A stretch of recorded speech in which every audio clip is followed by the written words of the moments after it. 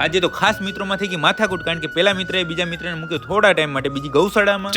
જય માતાજી મિત્રો. આપણી ગૌશાળાથી આજે માંદુડિયા સેટ ચરવા માટે ગયા હતા ગૌશાળાએ જ હાજર અને આરામથી ખાણ ખાતા હતા, કારણ કે માંદુડિયાને આજે આપણા મિત્ર લઈ જવાના હતા એની વાડીએ. કોઈ દિવસ નહીં ને આજે જ માંદુડિયો રહ્યો ગૌશાળાએ હાજર. તો ઈ પણ આ પોપટિયાથી તો ન સહન થયું, ત્યાંથી સિક્કો હણતો હતો. સવારના એ બધું ફિલ્મ પૂરું કરી હું ગયો ઘરે તૈયાર થઈ ફરી આવી ગયો આપણી ગૌશાળાએ. ત્યાં માંદુડિયા માટે ગાડી આવી ગઈ હતી અને આ હતા આપણા મિત્ર દેવજીભાઈ કે જેની વાડી અત્યારે માંદુડિયો જાય છે. પછી માંદુડિયાને લીધો ગૌશાળાથી બહાર ને લીધો ગાડીની એક્ઝેક્ટ બાજુમાં અને ગાડીમાં ચડાવવા માટેનો એક ઘા આપણો ફેલ ગયો. ગાડીમાં ચડવાને બદલે સીધો નીકળી ગયો. એવી એક બે ટ્રાય કર્યા પછી ખબર પડી કે આ ઉકળે ચડશે નહીં, એટલે લીધો સામે. જેવી સામે ધૂળના ઢગલામાં ગાડી લગાવ્યા ભેગે તો માંદુડિયો સીધો ગયો ગાડીની અંદર. ગાડીની અંદર ચડ્યા પછી બરાબર એને બાંધ્યા પછી ગાડી કરી રવાના. ગૌશાળાથી ગાડી રવાના કરીને અમે પણ મિત્ર સાથે આવી ગયા એની જ વાડીએ.